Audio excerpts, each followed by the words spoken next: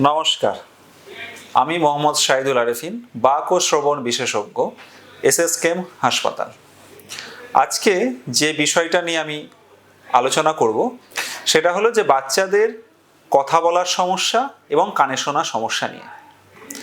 আমরা কম বেশি সকলেই জানি যে কোনো বাচ্চা জন্মের পরে যদি শুনতে না পায় বা শোনার কোনো সমস্যা থাকে, তাহলে পরবর্তীকালে বাচ্চা কিন্তু কথা বলতে শিখবে না বা বাচ্চা কথা বলতে পারবে না। তো খুব সহজভাবে যদি বোঝায়, তাহলে কোনো বাচ্চা যদি কানে না শোনে, যেটাকে আমরা বলি যে কানে কালা বা জন্মগত বধির হলে, সে বাচ্চা পরবর্তীকালে যেটা সহজ ভাষায় বলে যে বোবা হবে। এটা কিন্তু খুব সত্যি ঘটনা। এবং সেই কারণেই যে জিনিসগুলো প্রত্যেকটা বাবা মার মাথায় রাখা উচিত বা যেটা নিয়ে সকলকে ভাবনা চিন্তা করা উচিত, সেটা হলো যে আজকের দিনে সারা পৃথিবীতে যে প্রোটোকল ফলো করা হয় সেটা হলো যে বাচ্চা জন্মের পরে এবং ছুটির আগে, মানে জন্ম হলো এবং হাসপাতাল থেকে ছুটির আগে বাচ্চার শ্রবণ পরীক্ষা বা হিয়ারিং স্ক্রিনিং করে নেওয়াটা বাধ্যতামূলক। Joint committee on infant hearing একটা কমিটি, যেটা সারা পৃথিবীর অনেকগুলো দেশকে নিয়ে গঠিত হয়েছে, অনেকগুলো দেশের এক্সপার্টদেরকে নিয়ে গঠিত হয়েছে। এবং সেই কমিটির যে রেকমেন্ডেশন সেটা হচ্ছে যে প্রত্যেকটা বাচ্চা যারা আজকের দিনে পৃথিবীতে জন্মগ্রহণ করছে, তাদের জন্মের পরে এবং ছুটির আগে হিয়ারিং স্ক্রিনিং করে নিতে হবে প্রথম 1 মাসের মধ্যে। যদি কোনো সমস্যা থেকে থাকে, যদি কানে শোনা সমস্যা থেকে থাকে, তাহলে 3 মাসের মধ্যে তার কমপ্লিট ডায়াগনোসিস এবং 6 মাসের মধ্যে তার ইন্টারভেনশন বা ম্যানেজমেন্ট স্টার্ট করে দিতে হবে। যদিও এই প্রোটোকলটা জয়েন্ট কমিটি অন ইনফ্যান্ট হিয়ারিংয়ের আগের একটা ভার্সন, এই recently joint committee on infant hearing যেটা বলছে সেটা হচ্ছে যে প্রথম 1 মাসের মধ্যে স্ক্রিনিং কমপ্লিট, 2 মাসের মধ্যে তার ডায়াগনোসিস কমপ্লিট করে ফেলতে হবে এবং 3 মাসের মধ্যে তার ইন্টারভেনশন বা ম্যানেজমেন্ট কমপ্লিট শুরু করে দিতে হবে। কেন শুরু করতে হবে? কারণ হচ্ছে আমাদের জীবনের প্রথম 3টে বছর হচ্ছে সব থেকে ইম্পর্টেন্ট একটা সময়, বা যেটাকে আমরা বলি ক্রিটিক্যাল টাইম। কেন ক্রিটিক্যাল টাইম? প্রথম 3 বছর যদি প্রপারলি বাচ্চা না শুনতে পায় এবং তার জন্য যদি কথা বলা যে শিখতে পারবে না, সেটা কিন্তু তাকে সারা জীবনই কোথাও না কোথাও সে একটু না একটু হলেও পিছিয়ে থাকবে। তো ধরে নিলাম একটা বাচ্চা তার জন্মর পরেই যেটা করে নিতে হবে সেটা হচ্ছে হিয়ারিং স্ক্রিনিং, কানে শোনার পরীক্ষা। আজকালকার দিনে সরকারিভাবে অনেক হাসপাতালে হিয়ারিং স্ক্রিনিং রুটিনলি করা হচ্ছে। যদি কোনো বাবা মা দেখেন যে তার বাচ্চার জন্মের পরে হিয়ারিং স্ক্রিনিং করা হয়নি, তাহলে হসপিটাল কর্তৃপক্ষের সঙ্গে বা ডাক্তারবাবুর সঙ্গে বা বিশেষজ্ঞর সঙ্গে আলোচনা করা বা বলা যে আমার বাচ্চার কানে শোনার শ্রবণ পরীক্ষা বা হিয়ারিং স্ক্রিনিং আমি করতে চাই, এবং সেটা করিয়ে নেওয়া। যদি কোনো সমস্যা থেকে থাকে তাহলে প্রথমেই ভয় পাওয়ার কিচ্ছু নেই। কানে শোনার সমস্যা কোনো বাচ্চা থাকতেই পারে, তার মানে সে যে সারা জীবন পিছিয়ে যাবে সেটা কিন্তু একদমই নয়। তার জন্য কি করতে হবে? যত তাড়াতাড়ি সম্ভব তার ডায়াগনোসিসটা কমপ্লিট করতে হবে, যেটা আমি আগেই বলছিলাম যে প্রথম 2 মাসের মধ্যে ডায়াগনোসিস কমপ্লিট করে দেওয়া। তার জন্য একজন বিশেষজ্ঞ, মানে শ্রবণ বিশেষজ্ঞের সঙ্গে পরামর্শ করা, শ্রবণ বিশেষজ্ঞের সঙ্গে পরামর্শ করে তার কানে শোনার যে সমস্যা বা শ্রবণ সমস্যা, সেই বিষয়ে কতটা সমস্যা, কোথায় সমস্যা, তার সম্পূর্ণ যে অ্যাসেসমেন্ট বা ডায়াগনোসিস সেটা কমপ্লিট করে ফেলা, এবং তারপরে 3 মাসের মাথায় বা 3 মাসের মধ্যে তার যে সমাধান বা ট্রিটমেন্ট বা ম্যানেজমেন্ট সেটা স্টার্ট করে নেওয়া। যদি কোনো বাচ্চার জন্মগত কানে শোনার সমস্যা থাকে, যদি তার বাইরের কর্ণ বা যেটাকে আমরা বলি আউটার ইয়ার এবং মিডিল ইয়ার, যেটা একজন শ্রবণ বিশেষজ্ঞ অ্যাসেসমেন্ট করে বা টেস্ট করে ইনভেস্টিগেট করে উনি বুঝতে পারবেন যে সেখানে কোনো সমস্যা আছে কিনা। যদি সেখানে কোনো সমস্যা না থেকে থাকে, যদি দেখা যায় যে এই সমস্যাটা সম্পূর্ণভাবে অন্তঃকর্ণ বা ইনার ইয়ার রিলেটেড বা কানে যে নার্ভ আছে সেই নার্ভের সমস্যার জন্য শোনার সমস্যা হচ্ছে, তাহলে উনি হয়তো বাচ্চার যেরকম সমস্যা সেই সমস্যা অনুযায়ী কানে শোনার কোনো যন্ত্র বা শ্রবণ যন্ত্রের জন্য বলতে পারেন। এই যে বাচ্চাদের ক্ষেত্রে শ্রবণ যন্ত্র ফিট করা, এটা কিন্তু খুব একটা গুরুত্বপূর্ণ জায়গা। কেন গুরুত্বপূর্ণ জায়গা? কারণ একটা বাচ্চা কিন্তু সে বলতে পারবে না যে তার যে কানে শ্রবণ যন্ত্র দেওয়া হচ্ছে সেটা তাতে তার সমস্যা হচ্ছে, সে কিন্তু বলতে পারবে না, সে বোঝাতে পারবে না যে কতটা ওর জন্য দরকার বা সেখানে কোনো সমস্যা হচ্ছে কিনা। তো তার জন্য একজন শ্রবণ বিশেষজ্ঞকে খুব যত্ন সহকারে এই জায়গাটা দেখতে হয়। এবং যদি দেখা যায় যে একটা বাচ্চা যতটা শ্রবণ সমস্যা আছে সেই অনুযায়ী যদি শ্রবণ যন্ত্রর ক্ষমতা না থাকে, তাহলে সেই শ্রবণ যন্ত্র বাচ্চাটা সেরকম উন্নতি করতে হেল্প করবে না বা বাচ্চার সেরকম সাহায্য হবে না বা হেল্পফুল হবে না। আবার উল্টো দিকে যদি আমি বলি যে যতটা ওর দরকার তার থেকে যদি সে শ্রবণ যন্ত্র ক্ষমতা বেশি থাকে, মানে যতটা দরকার তার থেকে যদি বেশি মাত্রায় অ্যাম্পলিফিকেশন হয় বা বেশি শব্দ যায়, তাহলে কি হবে যে কানে যে রেসিডুয়াল হিয়ারিং, যে কানে যে সমস্যা যেটা হয়তো ছিল না, সেইটাও ভালো কানটাও হয়তো ড্যামেজ হয়ে যাবে। তো তার জন্য এটা খুব একটা ইম্পর্টেন্ট জায়গা। তার জন্য একজন বিশেষজ্ঞ বা শ্রবণ বিশেষজ্ঞের সঙ্গে বাবা মার যোগাযোগ করা উচিত। এবং একজন শ্রবণ বিশেষজ্ঞ হচ্ছে যে যারা হচ্ছে রিহ্যাবিলিটেশন কাউন্সিল অফ ইন্ডিয়ার সার্টিফাইড মানে রেজিস্টার্ড প্রফেশনাল হবে। তো সেইটা বাবা মাকে বা যারা বাচ্চাদের নিয়ে কাজ করছেন এই জিনিসটা মাথায় রাখতে হবে। এবং অনেক সময় দেখা যায় যে একটা বাচ্চার যে কানে শোনার সমস্যা হয়েছে, তার জন্য যে শ্রবণ যন্ত্র দেওয়া হয়েছে, এই শ্রবণ যন্ত্রতে দেওয়ার পরও ইন্টেন্সিভ স্পিচ ল্যাঙ্গুয়েজ স্টিমুলেশন বা স্পিচ ল্যাঙ্গুয়েজ ইন্টারভেনশন বাচ্চার তারপরে দরকার। এই যে 3 মাসের শ্রবণ যন্ত্র ফিট করা হলো, তারপরে বাচ্চার ইন্টেন্সিভ স্পিচ ল্যাঙ্গুয়েজ স্টিমুলেশন বা ইন্টারভেনশনের দরকার পড়ছে। এবং এটা নেক্সট 6 মাস একজন স্পিচ ল্যাঙ্গুয়েজ প্যাথোলজিস্টের সঙ্গে পরামর্শ অনুযায়ী বা বাক ও শ্রবণ বিশেষজ্ঞর পরামর্শ অনুযায়ী এই জায়গায় কাজ চলবে।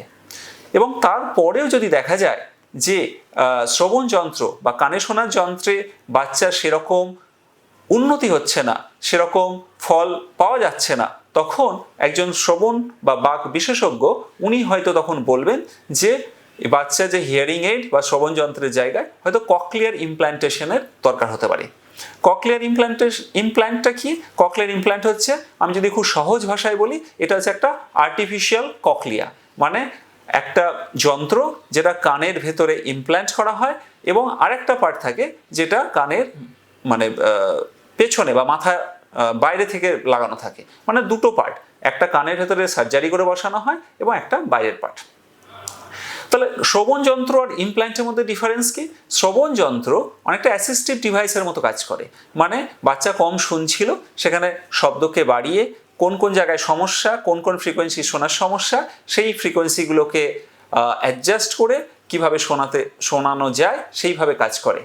উল্টো দিকে ককলিয়ার ইমপ্ল্যান্ট যখন শ্রবণ যন্ত্র কোনোভাবেই কাজ করতে পারছে না, শ্রবণ যন্ত্র যতটা হেল্পফুল হওয়া দরকার ছিল অতটা হেল্প করতে পারছে না, তখন একটা বাচ্চার ককলিয়ার ইমপ্ল্যান্ট বা ককলিয়ার ইমপ্ল্যান্টেশনের দরকার পড়ে। তো এখানে একটা জিনিস খুব পরিষ্কার করে আমি বলতে চাই যে কানে শোনার সমস্যা মানে যে তার শুধুমাত্র হিয়ারিং এরই কাজ হয়ে যাবে সেটা নাও হতে পারে। কারণ কানে শোনার সমস্যা, কানের শ্রবণ যন্ত্রের জায়গায় হয়তো ককলিয়ার ইমপ্ল্যান্টেশনের দরকার পড়বে, সেটা একজন শ্রবণ বিশেষজ্ঞ বলবেন। তো এতক্ষণে আমরা যেটা গেলাম বা এতক্ষণ ধরে যেটা আলোচনা করলাম, এটা হচ্ছে একটা বাচ্চার কানে শোনার সমস্যা নিয়ে এবং তার কি সমাধান হতে পারে এবং এই সমাধানের জন্য বাবা মারা কোন বিশেষজ্ঞের সঙ্গে যোগাযোগ করবেন বা পরামর্শ নেবেন সেই সম্বন্ধে বললাম।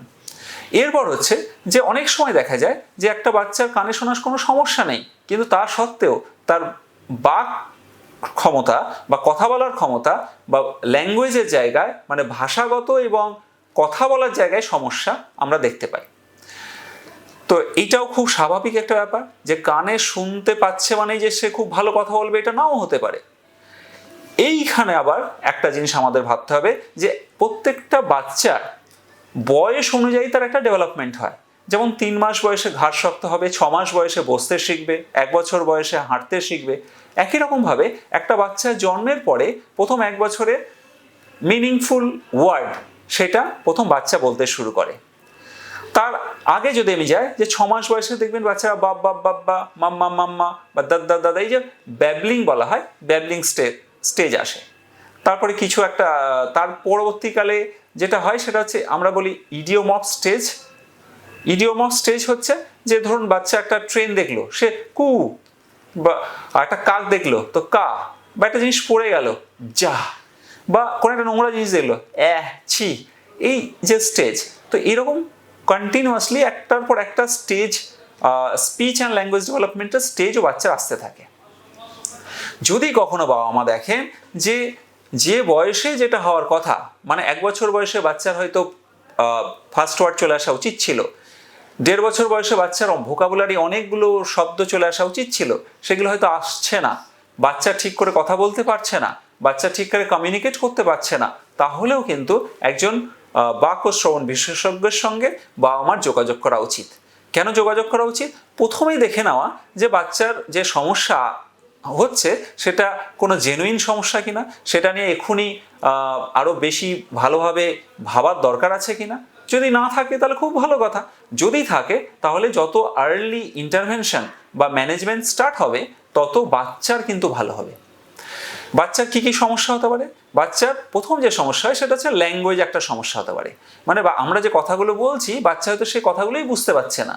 কথাগুলো যদি না বুঝতে পারে তাহলে ঠিক করে কমিউনিকেট করতে পারবে না, কমিউনিকেট না করতে পারলে বাচ্চা ঠিক করে কথাও বলতে পারবে না। তো ল্যাঙ্গুয়েজের জায়গায় কাজ করা। এবার ল্যাঙ্গুয়েজের জায়গায় কীরকম কাজ হতে পারে? ল্যাঙ্গুয়েজের অনেকগুলো ভাগ আছে। ল্যাঙ্গুয়েজের যেমন হচ্ছে যে আমরা যদি সেভাবে দেখি, ল্যাঙ্গুয়েজকে আমরা খুব ব্রডলি 3টে ভাগে ভাগ করি। একটা হচ্ছে কন্টেন্ট, একটা হচ্ছে ফর্ম, একটা হচ্ছে ইউজ। কন্টেন্ট, কন্টেন্ট মানে হচ্ছে একটা ল্যাঙ্গুয়েজের মধ্যে ফোনোলজি। মানে আমি ধরুন বললাম যে আমি এখন একটা উচ্চারণ করছি যে পা, বা, মা, 3টেই কিন্তু লেবিয়াল, মানে দুটো ঠোঁট নাড়িয়ে আমি উচ্চারণ করছি পা, বা, মা, কিন্তু 3টে আমি যখন শুনছি তখন আলাদাভাবে শুনছি। একটা পা ভাবে শুনছি, মা এবং বা। কিন্তু কখনো দেখা যায় যে কোনো কোনো বাচ্চার ক্ষেত্রে এই 3টে যে সাউন্ড আলাদা করে শুনবে, সেই শুনে আলাদা করে যে বোঝার জায়গা সেইখানে সমস্যা থাকে। এটাকে আমরা কি বলি? এটাকে বলি যে ফোনোলজিক্যাল প্রসেসিং ডিসঅর্ডার। এটা বাচ্চার মস্তিষ্কে বা ব্রেনে আলাদা করে যে শব্দগুলোকে চিনবে বা বুঝবে সেইখানে সমস্যা থাকে। তো তখন আমরা কি বলবো? ল্যাঙ্গুয়েজের এই পার্টটাকে আমরা বলবো ফোনোলজিক্যাল প্রসেসিং ডিসঅর্ডার। এছাড়াও মরফোলজি, মানে ধরুন আমি খুব ছোট ছোট মিনিংফুল ওয়ার্ড, ছোট ছোট জিনিস যেগুলো একটা মিনিংফুল ওয়ার্ড একটা মিনিংকে আর একটা মিনিংয়ে কনভার্ট করে দেয়। তো এই যে জায়গা, এইটাকে বলা হয় মরফিম। তো এখানে কোনো সমস্যা থাকলে আমরা বলবো মরফোলজিক্যাল ডিসঅর্ডার। তাহলে ফোনোলজিক্যাল ডিসঅর্ডার, মরফোলজিক্যাল ডিসঅর্ডার, এগুলোকে আমরা ল্যাঙ্গুয়েজে যেটা কন্টেন্ট বলছিলাম সেই কন্টেন্টের মধ্যে আসে। এছাড়া আসে সিম্যান্টিক্স, মানে মিনিংফুল ভোকাবুলারি, একটা বাচ্চা কতগুলো ভোকাবুলারি সে শিখছে। এরপর হচ্ছে ফর্ম, মানে এই যে ছোট ছোট ভোকাবুলারি, এই ছোট ছোট ওয়ার্ড, মিনিংফুল শব্দ, এগুলো দিয়ে বাচ্চা যখন কথা বলবে, একটা বাক্য গঠন করবে, সেটা কি নিয়মে হবে। যেমন ইংলিশের ক্ষেত্রে সিনট্যাক্স যেটা, মানে একটা সেন্টেন্স কি ফর্মে হবে, এবং বাংলার ক্ষেত্রে কিন্তু আলাদা। তো এই যে কিভাবে কোন রুলসে হবে, সেখানে যদি কোনো সমস্যা থাকে তাহলে সেটাকে বলবো সিনট্যাকটিক ডিসঅর্ডার। তো কন্টেন্ট, ফর্ম অ্যান্ড ইউজের যে জায়গাটা, সেটা হচ্ছে যে একটা বাচ্চা, আমরা যে কথা বলি কোন সিচুয়েশনে কোন কথাটা বলা উচিত, কিভাবে বলা উচিত, এটা হচ্ছে প্র্যাগম্যাটিক্স। তো এটা হচ্ছে ইউজ অফ দ্য ল্যাঙ্গুয়েজ। তো এগুলো ল্যাঙ্গুয়েজ ডিসঅর্ডার। ল্যাঙ্গুয়েজ ডিসঅর্ডারের এরকম বিভিন্ন ভাগগুলো নিয়ে আলোচনা করলাম। এরপরে যেগুলো বাচ্চার স্পিচের সমস্যা নিয়ে যে জিনিসগুলো আসে, সেটা তার মধ্যে একটা হচ্ছে উচ্চারণগত সমস্যা, এটাকে আমরা বলি মিসআর্টিকুলেশন বা আর্টিকুলেশন ডিসঅর্ডার। অনেক সময় ফ্লুয়েন্সি ডিসঅর্ডার, যেমন ধরুন কোনো বাচ্চার তোতলামি, কথা বলতে বলতে গিয়ে আটকে যাচ্ছে, তো সেটাকে আমরা বলি স্টাটারিং। অনেক সময় কোনো বাচ্চা কি হয়, যেরকমভাবে বলা উচিত তার থেকে খুব ফাস্ট কথা বলে এবং তার জন্য তার স্পিচের সমস্যা হতে পারে, এটাকে আমরা তখন বলি ক্লাটারিং। তো এইটা প্রথমে যেটা বললাম যে আর্টিকুলেশন ডিসঅর্ডার, দেন ফ্লুয়েন্সি ডিসঅর্ডার, দেন ভয়েস ডিসঅর্ডার। অনেক সময় গলার স্বরের কোনো সমস্যা থাকতে পারে, তো তাকে আমরা তখন ভয়েস ডিসঅর্ডারের মধ্যে আনবো। এছাড়াও বাচ্চাদের যে সমস্যা নিয়ে একজন বাক ও শ্রবণ বিশেষজ্ঞ কাজ করে, সেটা হচ্ছে যে ডিসফেজিয়া বা সোয়ালোয়িং প্রবলেম।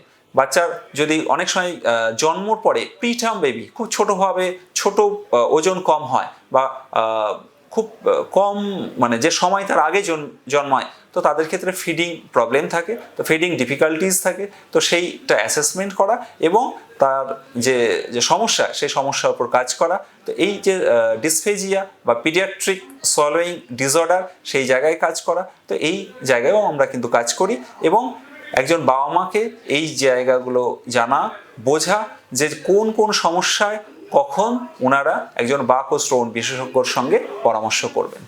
তো প্রত্যেকটা বাবা মাকে আমি এটাই বলবো যে কানে শোনার সমস্যা, কথা বলার সমস্যা, ভাষাগত সমস্যা, বাচ্চার ফিডিং ডিফিকাল্টিস, সলোয়িং প্রবলেম, এইগুলো নিয়ে আপনারা বাচ্চাদের উপর নজর রাখুন কোথাও কোনো সমস্যা হচ্ছে কিনা। কারণ আজকের দিনে প্রচুর ভার্চুয়াল অটিজম, মানে টিভি বা মোবাইল দেখার জন্য বাচ্চাদের স্পিচের সমস্যা হচ্ছে। তো কোনো রকম কোনো সমস্যা, কথা বলার কোনো সমস্যা হলে অবশ্যই সেটা নিয়ে ফেলে না রাখা, যত তাড়াতাড়ি সম্ভব বিশেষজ্ঞের সঙ্গে পরামর্শ করা। কারণ যে জিনিসটা আমাদের হাতে আছে সেটা হচ্ছে যে বাচ্চার সমস্যা থাকতেই পারে, কিন্তু তার সমাধান সেটা আমরা যত তাড়াতাড়ি শুরু করব, তত বাচ্চার জন্য, পরিবারের জন্য, আমাদের দেশের জন্য ভালো হবে। Thank you. আজকে আমার আলোচনা এখানেই শেষ করছি। পরবর্তীকালে আরও অন্যান্য বিষয় নিয়ে আমি আবার আসবো।